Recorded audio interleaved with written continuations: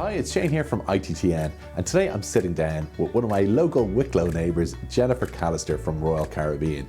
Jennifer, it's great to have you down. Thanks, Shane. It's lovely to be here, and thanks for giving me the opportunity to have a chat with you about Royal Caribbean. And it looks like it's a great start to the year. It's a brilliant start to the year. We've got robust sales coming in, and it's slowly building week by week. And we're almost at pre-pandemic levels now, which is really, really great to see. We've got a strong campaign as well, Shane, at the moment, and the trade have got right behind it, and we're doing well. And some of the key things that we have on the campaign, we've a low deposit at the moment, which is €99. So that's hugely important in January, right after Christmas.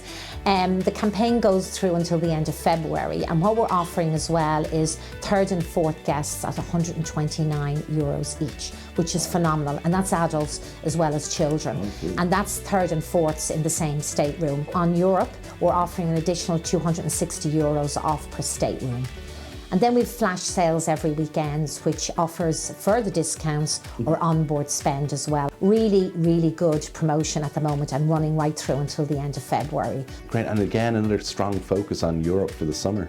Absolutely, we've 7 ships in Europe for the summer, and we've some really good ships in our newer ships in Europe as well. So we've Anthem sailing out of Southampton, and she's doing from 2 to 14 night itineraries around Spain and Portugal, and really, really popular. For Irish guests as well, they love the Western Med, and we've got Symphony of the Sea. So she's doing the Western Med.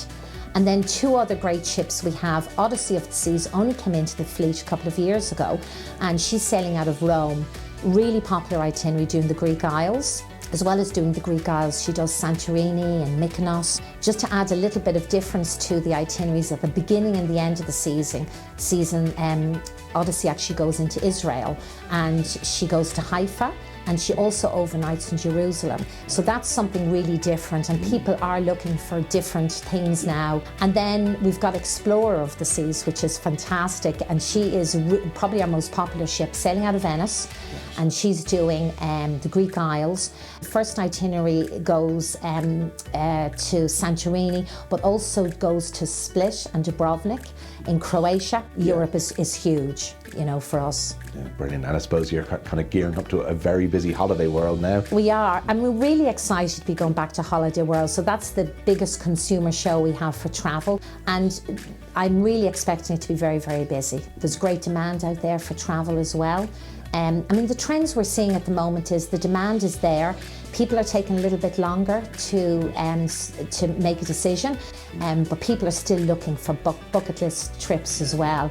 The Caribbean is very, very large for us. We've got great uplift, as you know, from Ireland. And the big ports for us would be Miami, Port Canaveral, the Orlando area there, and also New York. And one of the great places that we go to on most of our North America itineraries is Coco Cay, and it really is a little gem in the middle of the Caribbean.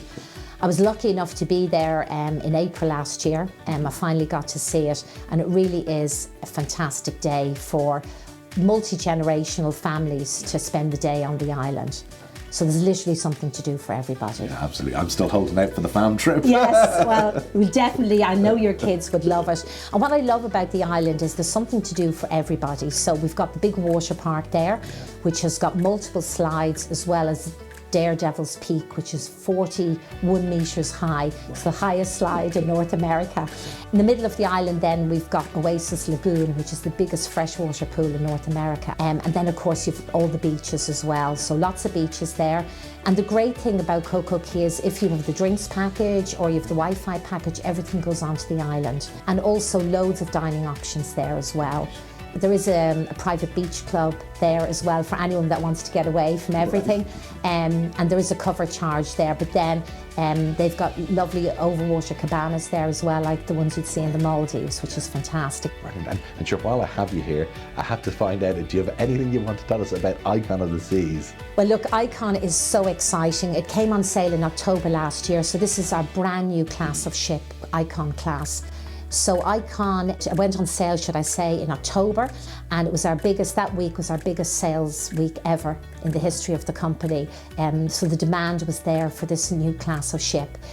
It's going to be the biggest cruise ship in the world when it comes online, and it will come into the fleet in January 24. There's going to be, capacity-wise, just over 7,500 guests on board the ship, 20 decks, just over 2,800 staterooms. We've got 8 distinct neighbourhoods there on the ship. We will have the biggest or the largest pool at sea, which will have 40,000 gallons of water in it. We also have an area called Surfside, which is a neighbourhood, and it's all geared towards families. So families can go and spend the day there. So there'll be a family friendly pool there, there'll be a mini water park. All the dining facilities will be geared towards families, which is our kids club, and also the teen zones that we have. So it really is completely focused on families. And one of the other really cool things we have, it's called Crown's Edge. You're going to be out walking on the side of the ship. So it's going to be a bit like the old-fashioned walking the plank. Yeah. So you're going to be walking over a thin plank, like with X's and O's on it. Now you've got a zip, like you've got a harness on you. So as you walk, you keep walking, and the ground may or may not give away onto your feet. If it does give away, you're on almost like a zip line, which brings you onto the safety back onto the ship. So there's some of the thrills, and I guess some of the chills are there's going to be 7 pools on the ship, and some of the pools, we've got Royal Bay, the biggest pool at sea. Then we have some of the other, we've got another pool called Hideaway, which is an infinity pool, the first infinity pool that will be suspended, which sounds amazing.